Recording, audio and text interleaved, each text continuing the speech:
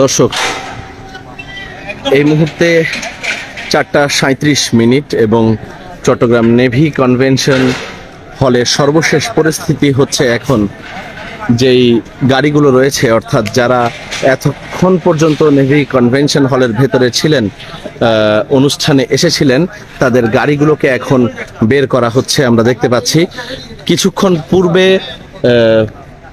বাংলাদেশ নৌবাহিনীর ঊর্ধ্বতন কর্মকর্তা এবং ছাত্রদের মধ্যে একটি মিটিং হয়েছিল এবং সেখানে সিদ্ধান্ত নেওয়া হয়েছে, কিছু দাবি দেওয়া হয়েছে এবং সেই দাবি অনুযায়ী তাদের এবং তাদের এই দাবিগুলো পূরণ করবেন বলে তারা আশ্বস্ত করেছেন এবং এই আশ্বস্ত করার ফলে এখন আস্তে আস্তে ভেতরে যারা আছেন তাদের সবাইকে বাহিরে যাওয়ার জন্য উদ্বুদ্ধ করা হচ্ছে, যারা ছাত্ররা আছেন এবং যারা আমন্ত্রিত অতিথিরা ছিলেন, যাদের গাড়িগুলো ছিল। আমরা দেখতে পাচ্ছি একটার পর একটা গাড়ি কিন্তু বের হচ্ছে এবং তাদের গন্তব্যের দিকে যাচ্ছে। এখানে যারা আইন শৃঙ্খলা রক্ষাকারী বাহিনীর সদস্যরা আছেন, সেনাবাহিনী, নৌবাহিনীর সদস্যরা আছেন, তারা সবাই সাহায্য করছেন কিভাবে সুন্দর করে এই গাড়িগুলো বের হতে পারে। এবং আমরা দেখছি প্রচুর গাড়ি কিন্তু ভেতরে ছিল এবং একটার পর একটা গাড়ি বের হচ্ছে। আমরা দেখতে পাচ্ছি নেভি কনভেনশন হল থেকে কিছু দাবি দেওয়া জানানো হয়েছে এবং এই দাবি দেওয়ার পরিপ্রেক্ষিতে এগুলো মেনে নেওয়া হবে। তার পরিপ্রেক্ষিতেই কিন্তু এই গাড়িগুলো এখন এখান থেকে বের হতে পারছে।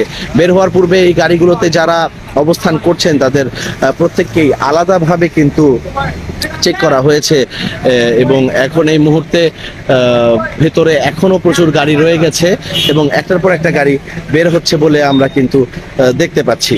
এবং যারা ছাত্র জনতা রয়েছেন আমরা তাদের দেখতে পেরেছি, তারা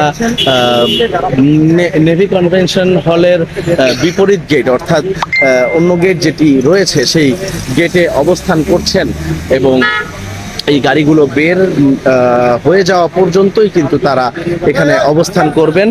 এবং এখানে দেখা যাচ্ছে সেনাবাহিনীর সদস্য যারা আছেন তারা রাস্তায় অন্যান্য গাড়িগুলোকে দাঁড় করিয়ে এই গাড়িগুলোকে বের হওয়ার ব্যবস্থা করে দিচ্ছেন। একটার পর একটা গাড়ি বের হয়ে যাচ্ছে, ভিতরে এখনো প্রচুর গাড়ি রয়েছে আপনারা দেখতে পাচ্ছেন।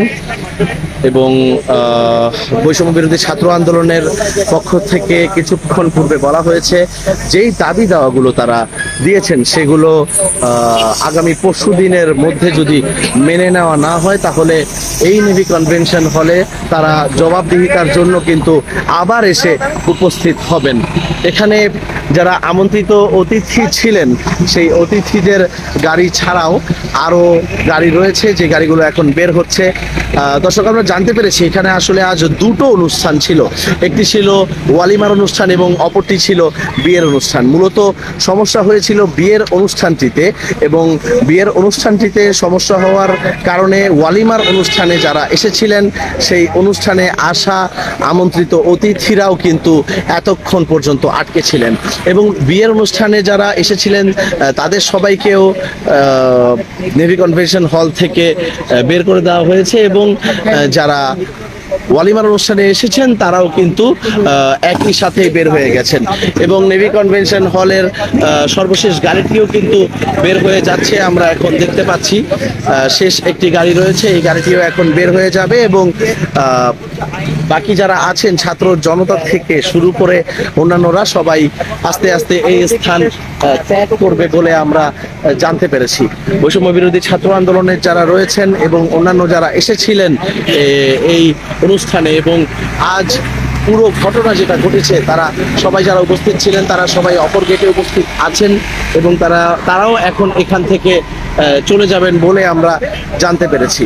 দর্শক, নেভি কনভেনশন হল থেকে এখন পর্যন্ত এটাই ছিল সর্বশেষ এবং আমরা সর্বশেষে এটাই জানতে পারলাম যে সমস্যার সমাধান হয়েছে এবং যে যার গন্তব্যে পৌঁছতে পেরেছেন। আপনাদের সাথে ছিলাম আমি আবির আহমেদ।